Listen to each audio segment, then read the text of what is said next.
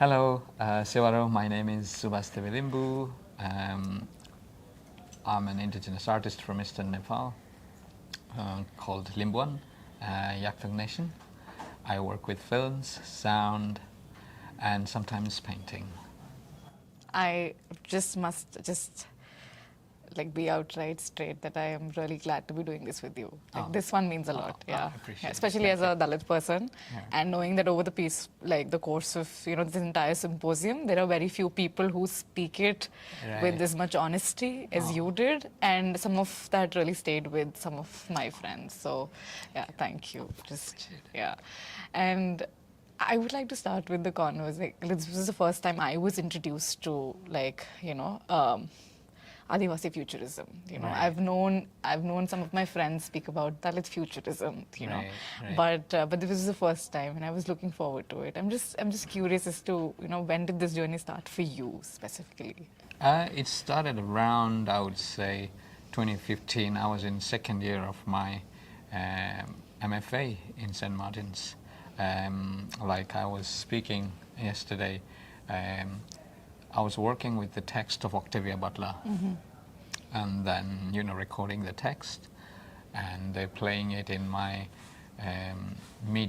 mixed media kind of installation, sound and stuffs.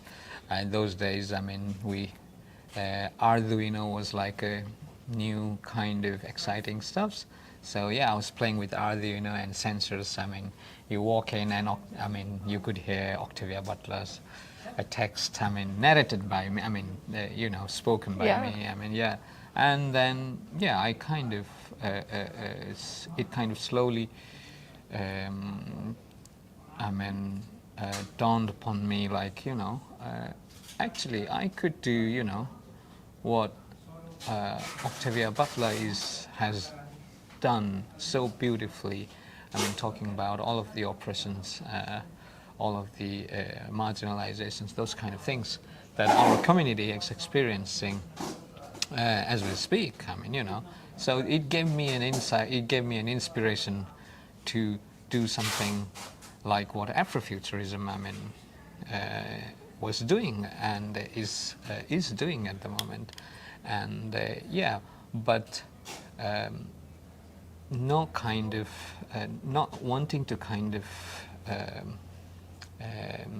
delineate from Afrofuturism or indigenous futurism, but to add a layer to it instead.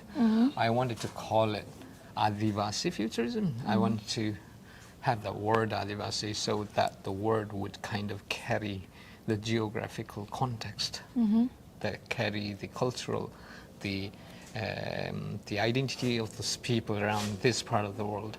And so it would contextualize all of those things. So I started to kind of build a framework that I now call Adivasi Futurism. I mean, that's how it came about. Yeah. No, also like at a time when especially like India and Nepal or the entire region, the idea of nation state is so strong. In a way that most of Dalit and Adivasi lives are almost considered non-existent to a point, at a time like that, work like this becomes so important to look at future differently. So I'm just curious about the erasure of ourselves as beings in our bodies, and how does that speak to you? I mean, that is what drives me to do my work. I mean, our sacred places in eastern Nepal are being kind of encroached as we speak. I mean, So in India? The nation state is kind of giving this one business person, the armed police forces, all the security to build a cable car for his personal profit on our sacred land, on top of our sacred land. I mean, this is happening as we speak. I mean, now, in a few days, we are going to do visit our another sacred indigenous land where we have loads of our cosmology related to it. So there has already been like three hydropower projects going on, and another 18 or 20 hydropower projects in line in the same little area. So our activists, our community is already protesting, and maybe in like next few days, I mean, you know, we're going there as well. I mean, so this is not something of the, not only of the past, but it's also happening at the present. I mean, same with our Dalit friends in Nepal. I mean, you know, the violence against the Adivasi and Dalit people. I mean, you know, I mean, it's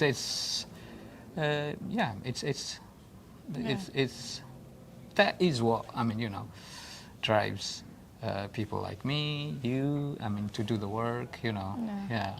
No, I was very glad when you said it outright, you know, especially, you know, because most spaces in India are also dominated by upper caste, oppressor caste Indians, you know, so to just say it out loud that, you know, I mean, our communities are still colonized. You know, not just in the real world, but also, like, in the art world, of course, but also in the real world as we speak, was just so important. Otherwise, I was just very curious with all your motifs, you know, that I saw in the film.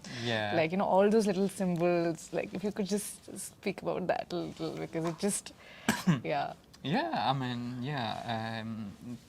like I was saying yesterday, I mean,